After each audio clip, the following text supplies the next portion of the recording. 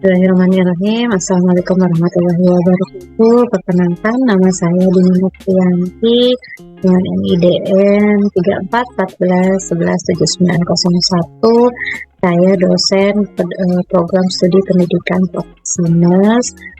Di sini saya sebagai pengajar keperawatan maternitas 2, di mana mencakup hal-hal yang berkaitan dengan prenatal, intranatal, bayi baru lahir, postnatal yang beresiko, dan hal-hal yang berkaitan dengan gangguan sistem reproduksi.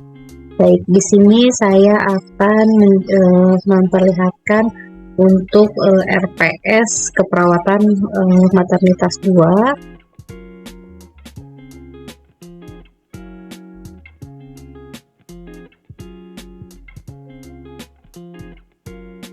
Di sini saya pengampu dengan 2 SKS, dan di sini pun sudah terintegrasi dari penelitian-penelitian yang berkaitan dengan gangguan sistem reproduksi. Di sini ada efektivitas terapi yoga terhadap intensitas disminor pada mahasiswi, kemudian ada pembelajaran dari kualitas tidur dan siklus menstruasi remaja.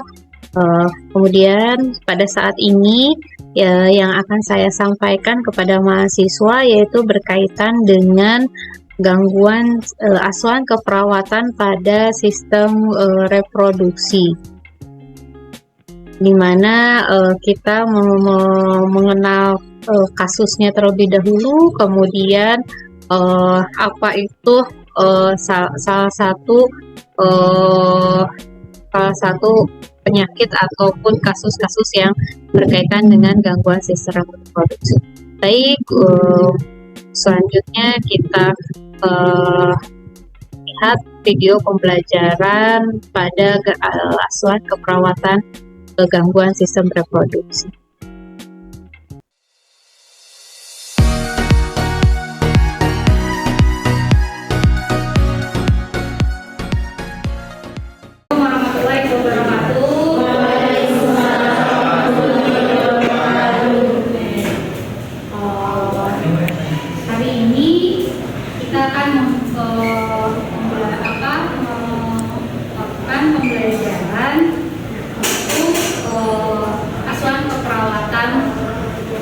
Gangguan sistem reproduksi. Masih ingat pembelajaran yang lalu kita membahas tentang gangguan sistem reproduksi.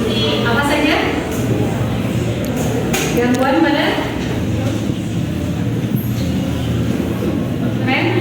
menstruasi, kebutuhan, terus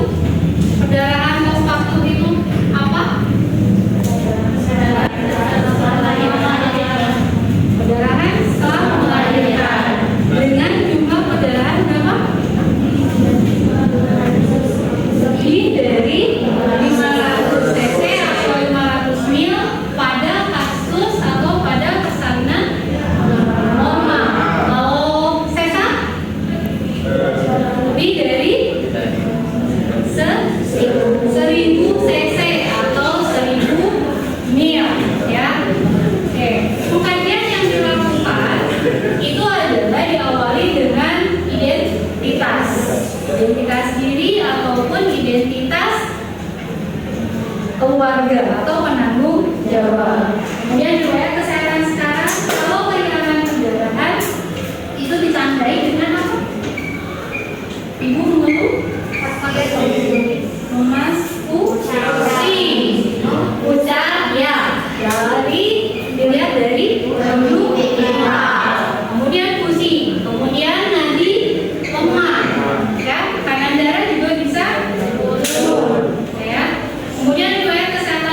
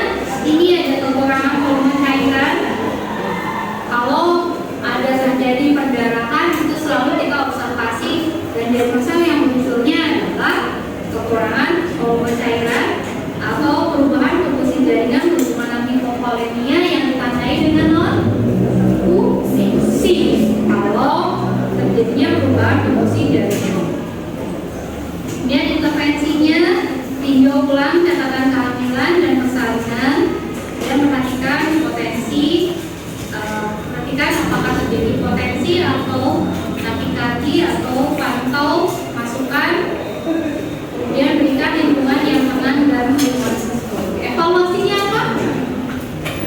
Tadi kalau kita membuka atau dia merasa defisit atau kekurangan volume cairan, berarti evaluasinya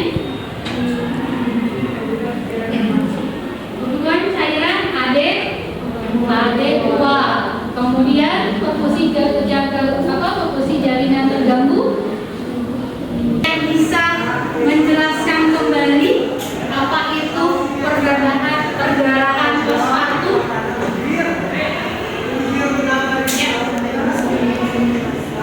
Pendarahan pospatum itu adalah pendarahan yang dimana seorang ibu yang telah melahirkan, kalau ibu yang melahirkan normal, pendarahannya lebih dari 500 cc.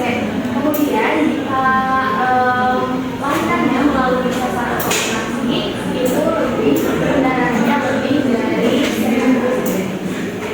Baik. Tindakannya apa untuk mengatasi perdarahan pospatum? Tindakannya apa? Pemenuhan cairan, terus observasi perdarahan, ya. Oke, itu materi hari ini. Ada yang mau didiskusikan?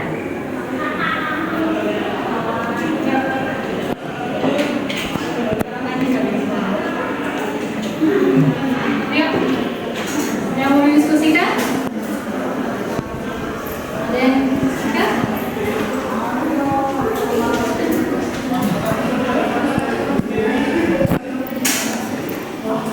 Yang mau menanyakan? Ceritanya kalau misalkan dalam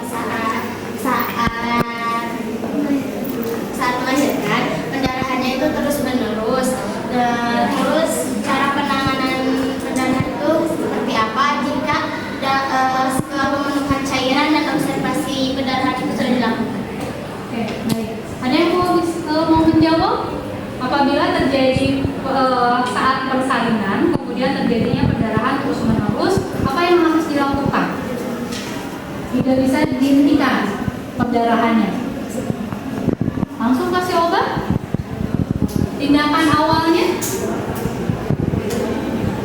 Masih ingat saat proses persalinan, kalau terjadinya perdarahan, kita harus cari apa dulu? Penyebabnya. Penyebab dari perdarahan postpartum salah satunya adalah sisa plasenta. Kalau sudah diobservasi penyebabnya apa, sisa plasenta, otomatis kita melakukan apa? Pengeluaran sisa plasenta dengan dinamakan apa istilahnya? Manual plasenta. Lebih jauhnya adalah kuretase. Kalau tidak bisa dikeluarkan secara manual. Kemudian kalau sudah dilihat penyebabnya, selain dari plasenta, sisa plasenta bisa ruptur jaringan. Kalau misalnya dia masih ruptur, otomatis kita lakukan cekti atau penjahitan untuk mendep atau menghentikan perdarahan. Lebih jauhnya tadi menggunakan obat atau menghentikan perdarahan dilakukan menghentikan. Kalau misalnya masih bisa tadi dilakukan tindakan penghentiannya dengan mendep. Kalau tadi ada ruptur, kemudian kalau ada sisa plasenta dilakukan manual plasenta. Kalau misalnya tidak bisa langsung dilakukan penghentikan penghentian. Baik, ada lagi yang mau didiskusikan? Sudah cukup? Baik, kalau sudah cukup, pertemuan ini saya akhiri.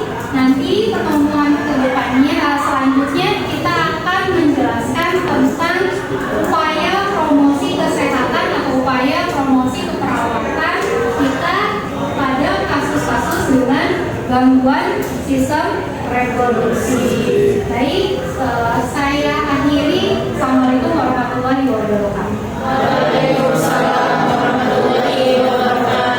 Demikianlah video pembelajaran tentang asuhan keperawatan pada gangguan sistem reproduksi. Semoga bermanfaat untuk kita semua. Saya akhiri. Assalamualaikum warahmatullahi wabarakatuh.